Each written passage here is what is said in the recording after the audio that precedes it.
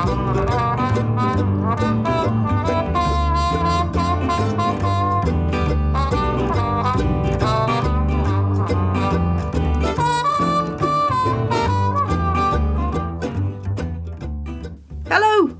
and welcome to the podcast that makes your houseplants happy, and possibly you happy as well.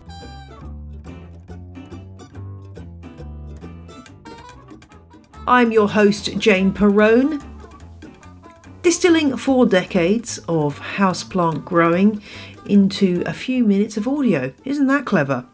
And in this week's show, I am going to be answering your questions. Well, I don't know, maybe not your questions, but questions that have been sent in by listeners, and we'll be covering some really interesting ground. Thank you to all of you who've been in touch about last week's episode on the price of rare plants. I had some really interesting responses, and great to see that most of you were fully on board with what I had to say. Emma from Australia got in touch to say, it's so nice to hear more about plants in a sensible way. Less hype about houseplants. Well, yeah, I as anyone who listens to the show knows, I do get quite excited about houseplants, but I also do like to bring things down to earth as much as possible. Yes, on the ledge, keeping it real since February 2017. Anyway, Emma goes on to say, I really related to what you said about people spending ridiculous amounts of money on plants they only knew they needed a day ago when they saw someone else had it. It's easy to have those feelings. A form of plant envy, but once you really question yourself about why you have these feelings, it's easier to step back and say, hang on a minute, I don't have the greenhouse conditions needed to grow that giant anthurium, so that's a waste of my money and will only lead to plant disappointment. Yes, Emma, plant disappointment is what we're trying to avoid around here, so yes, be passionate about plants, yes, get really excited about plants, but do not allow yourself to drift into practices that are not good for you as a person. I heard from one listener who has a friend who was waking up every hour one night recently to check a plant website because they've been doing these kind of ghost drops because plants are rare and therefore they're trying to put them out at times when it's not going to cause their website to crash.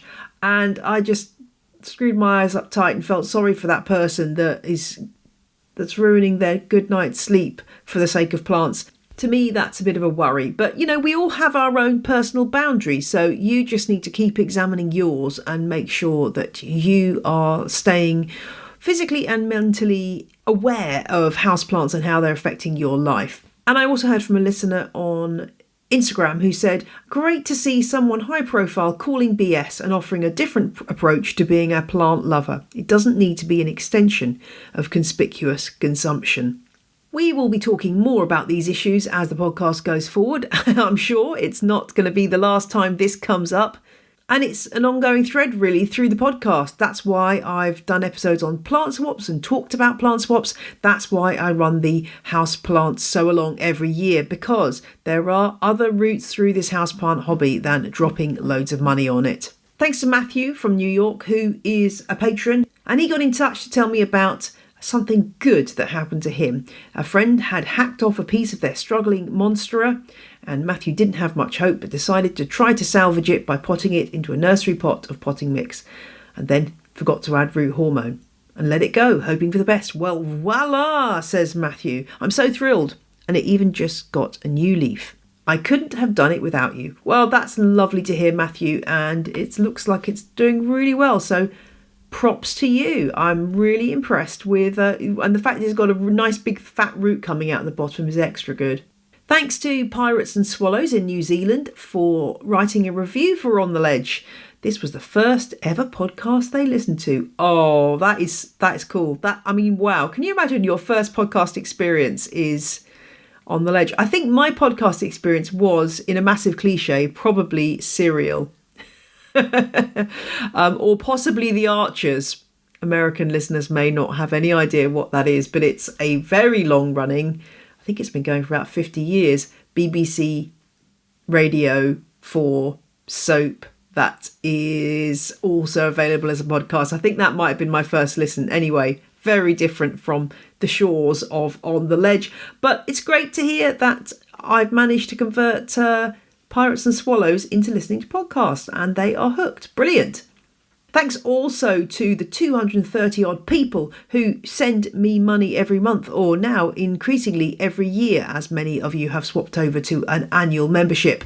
Carrie and Shujing have become crazy plant people this week. Colleen has become a legend. And Mary has bought me a coffee.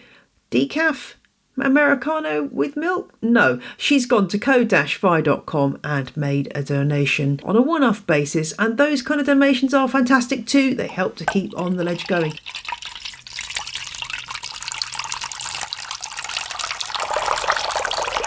Well, let's crack on and answer the first question, which comes from Carrie. And Carrie bought what she calls a scandanese mycans plant from babyplants.com, a company in the Netherlands, which I know is very popular for selling these very small young plants. So if you go on the website, you can see you can buy an Alocasia zebrina in a 4 centimetre diameter pot for about £4.50. And no wonder they are proving very popular for growers in Europe and the UK. She writes, it arrived absolutely sodden and looking a bit limp, so I took it out of the pot to remove as much potting media as possible and repot it. On doing this, I discovered it's not actually one plant, but 6 stems tied together with an elastic band. There are some roots, but it's a bit difficult to tell where they're coming from without separating the whole thing, which I'm not keen on doing. Is this normal practice to sell a plant like this? First of all, a word about the name of this plant. They are selling this plant as Philodendron scandanese mycans. Now, I think, aroid taxonomy, as we all know, is a bit of a minefield, but I think this is what I would call Philodendron hederaceum mycans. It's a trailing philodendron with these beautiful bronzy velvety leaves, which is rather adorable and lovely. It was sold as a medium-sized plant with a diameter of 12 centimetres and a height of 5 centimetres, so not a tiny baby plant. This is supposed to be a slightly bigger one. And I contacted Baby Plants Direct to ask about this issue, and this was their reply. We don't grow this plant ourselves, so we have asked the grower. The plant is grown from cuttings. They put them together with a support band to grow and make new roots. This plant is grown and sold in a P12 nursery pot. That's quite a big pot for the plant, so that is why they use more cuttings to fill the pot. So that is the deal. We've got this plant sold as a medium plant, but in fact it is a bunch of cuttings. The first thing to say about this is the practice among nurseries of packing a pot with young plants or indeed cuttings to make it look more full is very, very, very widespread. I saw someone the other day with a parlour palm, Chamaedorea elegans, on Twitter. I think this might have been in Houseplant Hour actually, and they were wondering what to do because some of the leaves were looking really crispy, and looking at the pot you could just see there were so many young seedlings shoved in this pot together that they were just out competing one another. So the question is it fair to describe this plant as a medium plant when it's made up of cuttings? Well, it's a really widespread practice that is very, very common. I can see how lots of people new to the hobby would be very confused about this and wouldn't really understand. The same happens with Swiss cheese plants. Lots of baby seedlings in a pot, and as a result, it looks like you've got a more mature plant than you have. Of course, with these kind of plants, you can tell by looking at the foliage just how mature the plant is. The elastic band's an interesting one. Again, this is certainly not unheard of. I've come across many people who have taken their plants out of pots and discovered that there's an elastic band in there. Is it how I want to receive a medium philodendron plant? Probably not, I have to say. I don't really want there to be an elastic band hidden around the plant because although I'm probably going to spot it because I usually do look at the root ball, lots of people are not going to spot that. And as the roots grow and the stems grow, it's probably going to start restricting the plant's growth. And ideally, those cuttings shouldn't be all shoved in exactly the same spot in the pot. So yeah, that is something that concerns me. But as I say, it's a fairly widespread practice. What I would say, Carrie, is if you are unhappy with this and unhappy with the description, and if anyone else out there is in the same boat, do go back to the supplier and say, this is not acceptable, I am not happy with this. Because the only way that things are going to change is if suppliers realise that customers are not happy with this way of doing things. So I think it's about trying to get our message across to the suppliers that they need to look again at the way they are packaging and potting their plants so that they will survive in the long term, because it's not very sustainable either to have a plant that is hobbled from the beginning and likely to die because it's been either shoved in a pot with loads of its fellow cuttings or young plants, or because it's got a band around it that could be restricting growth and causing problems. In the interest of balance, I should say that I have also heard lots of good reports about babyplants.com, and I do like the way that they offer a chance for you to start off with a really small specimen of a plant which you can then bring on, as opposed to buying a really big specimen which then might struggle a bit more to adapt to your situation. I'd love to know what you guys think about this. I know that some of you work in the nursery trade and perhaps you've got some thoughts on this matter too. And what to do with this particular plant, Carrie, assuming you're not going to send it back? Well, what I would do is what you've done already. Take it out of the pot, have a good look, clip away that elastic band and remove it as soon as possible, and then repot in a nice airy houseplant mix that would be good for aroids, just making sure that you give each of the cuttings some space, because if the cuttings are all tightly tucked together, they're unlikely to grow well. So spread them out across the pot and hopefully your plant will begin to thrive. There's nothing to say that plant won't thrive brilliantly, but that kind of intervention might make the difference between it thriving and struggling.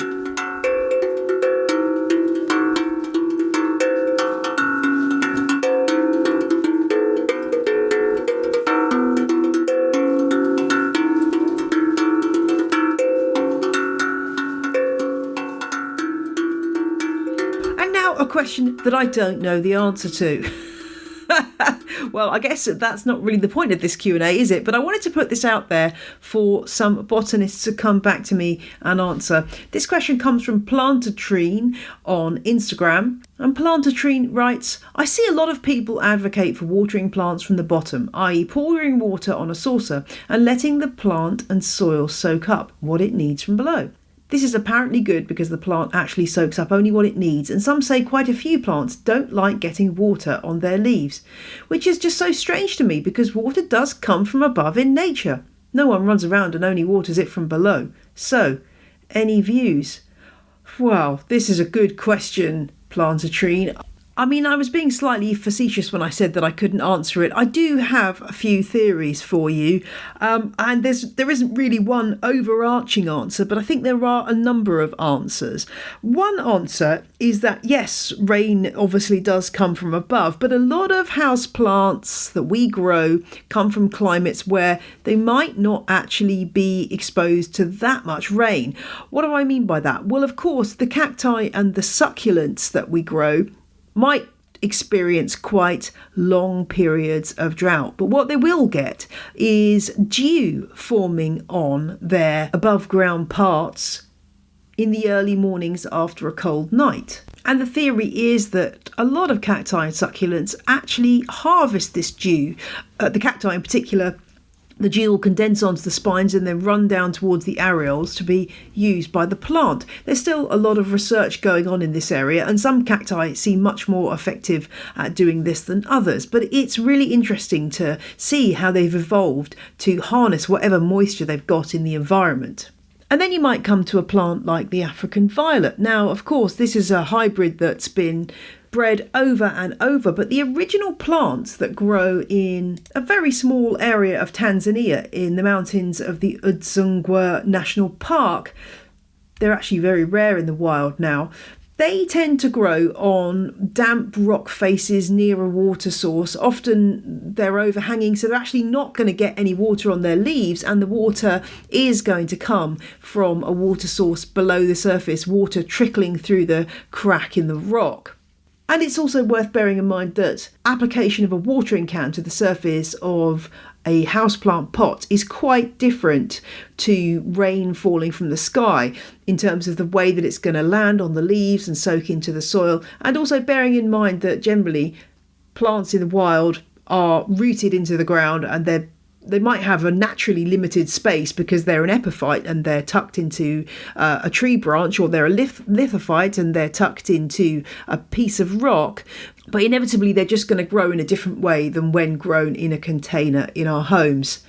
I'm thinking here of peperomias. If you listen back to the peperomia episodes with Sally Williams, she explains how she waters her plants very, very rarely because they take in so much moisture from the air. And Plantatrine also raises the issue of plants not liking water on their leaves. And yes, this is true to some extent. I have heard people say, oh, well, African violets and other gesneriads hate water on their leaves.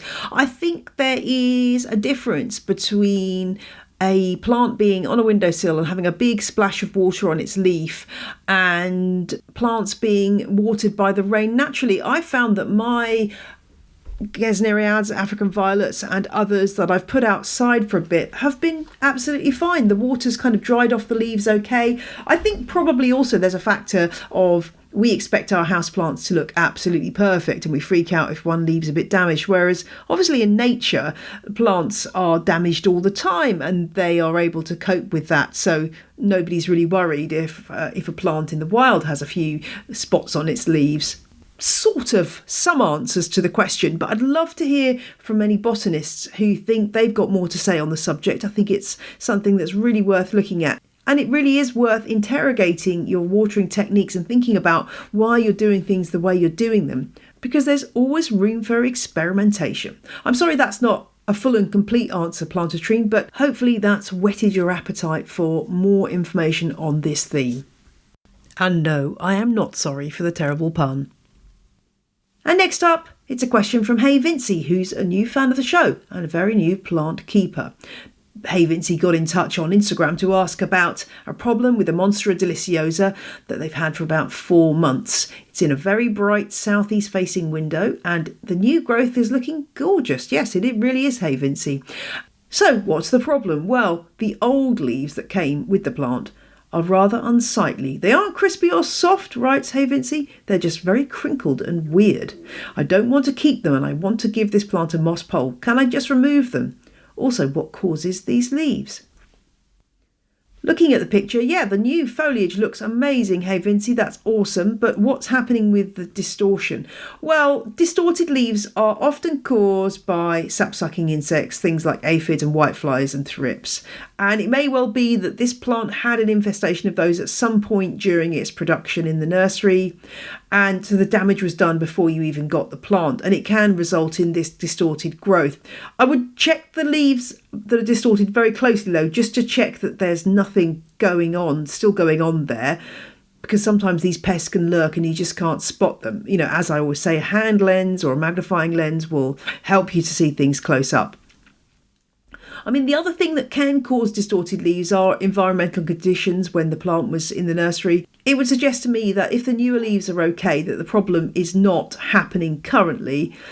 Can you remove the leaves? Well, yes, of course you can, and Monstera deliciosa is incredibly tough and won't respond too badly. I would say that it's maybe worth thinking about staging the removal of those leaves, doing one and then leaving it for a while, checking the plant's okay, and then doing another. I would remove them really close to the base as you can possibly get without actually damaging the base, so that you don't get a kind of ugly stem dieback. And that way you should be able to put a moss pole in with your Monstera and it should be absolutely fine. It's got about 4, I can't see exactly, maybe 4 or 5 really nice big leaves coming, so the plant will cope. The only thing to bear in mind is that it may slow down the growth for a bit. You get this reaction of it being slightly shocked by the leaf removal, but on the other hand, sometimes pruning can promote new growth. So I think your Monstera deliciosa will be absolutely fine. But yeah, distorted growth is a big flag for a pest infestation, so do make sure you check your plant really, really carefully. Other symptoms you might see are stickiness on the leaves, which is caused by the honeydew, which is basically aphid poo secreted by the little beasts. And if it's thrips, you might see some stippling to the leaves as well, particularly on the undersides. Always check those undersides. I hope that helps. Hey Vincy, and do let me know how your plant gets on. And now a question about a Hoya. It's Hoya curtisii that Delilah wants to ask about. Delilah is finding that the leaves are yellowing and dropping on her plant. She's had it about 3 months and repotted it into terracotta with drill draining soil, and she waters twice a week when the topsoil is dry. Oh, I love this Hoya, but it's a bit of a, I haven't had an easy time with my one either. But it's a really gorgeous small-leaved Hoya with these little sort of teardrop-shaped leaves, which are stippled with silver. And once it gets to a reasonable size, it will start to trail.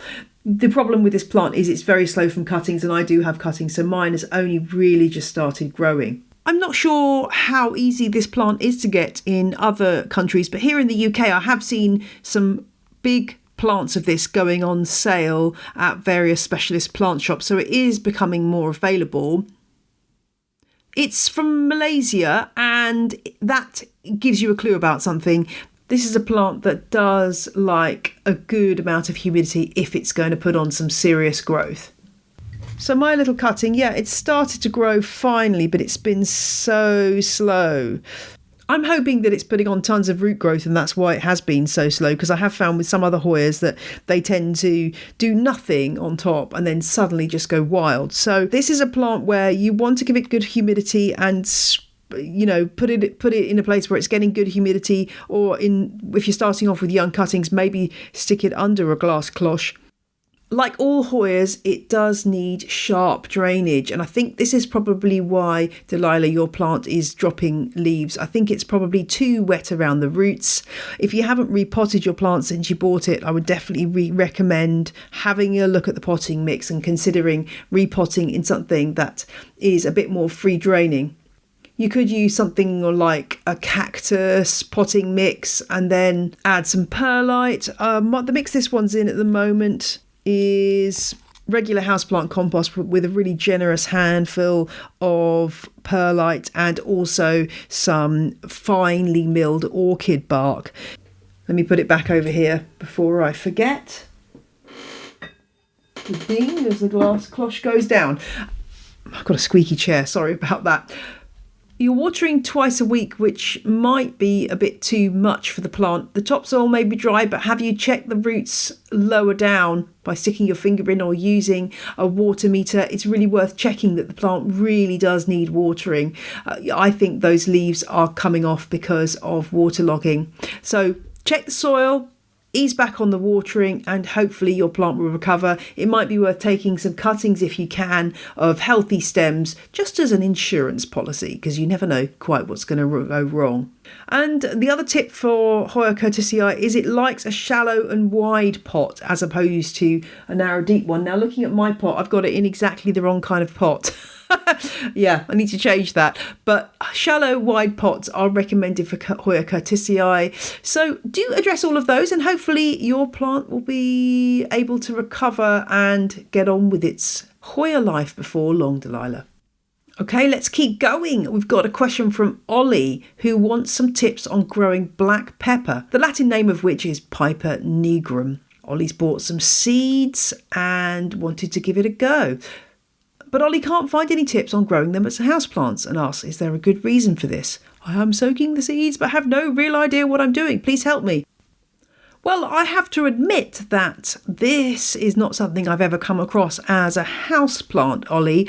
I think this is something I might have seen growing, say, at the tropical biome at the Eden Project, the huge dome-shaped greenhouses in Cornwall here in the UK, which does house a lot of exotic plants that are grown for food.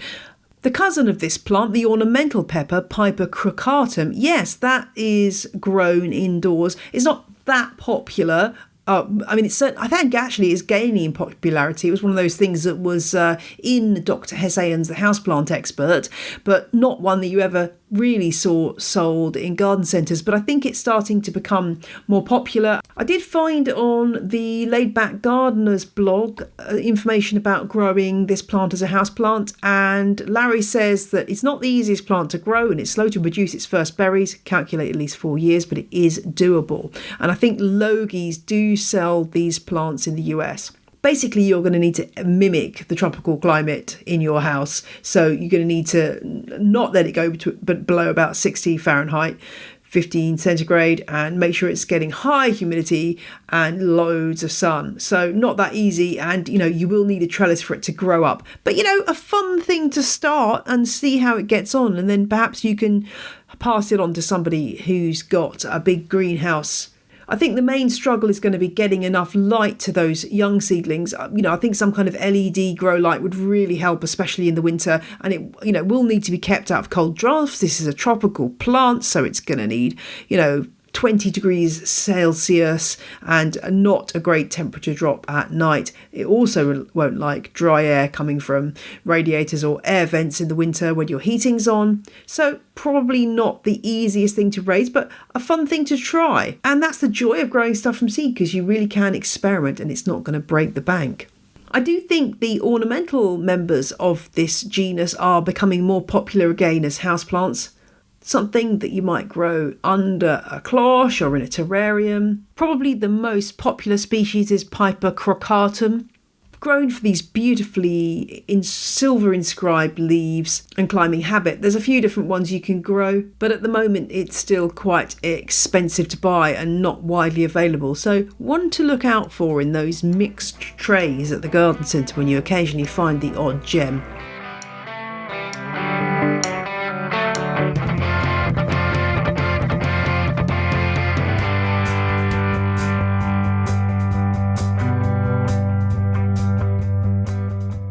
That is all for this episode. I hope there were a few nuggets of information there that were of use. If you're not following me on Instagram, do check out at j.l.perrone, where I do put out the odd video called Perrone's Plants about my plant collection, and I'm gonna finally get round to doing a video about my new plant shelves with lighting. So do go and check that out at j.l.perrone. I can't be at Jane Perrone because somebody else is at Jane Perrone, damn them. Anyway, I'm not bitter at all. In other news, please cross everything for me next week because I've got my final RHS exams. Big sigh. I'll get through this. We'll get through this together. To anyone else taking RHS exams, good luck and Godspeed. But in the meantime, have a fan-dabby-dozy week.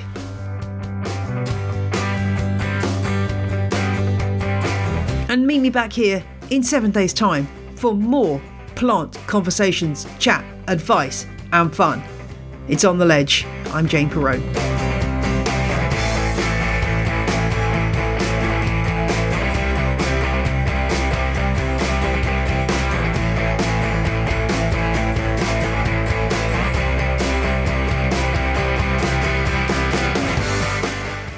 The music you heard in this episode was Roll Jordan Roll by the Joy Drops, An Instrument the Boy Called Happy Day Gakana by Samuel Corwin, and Sundown by Josh Woodward. All tracks are licensed under Creative Commons. See janeperrone.com for details.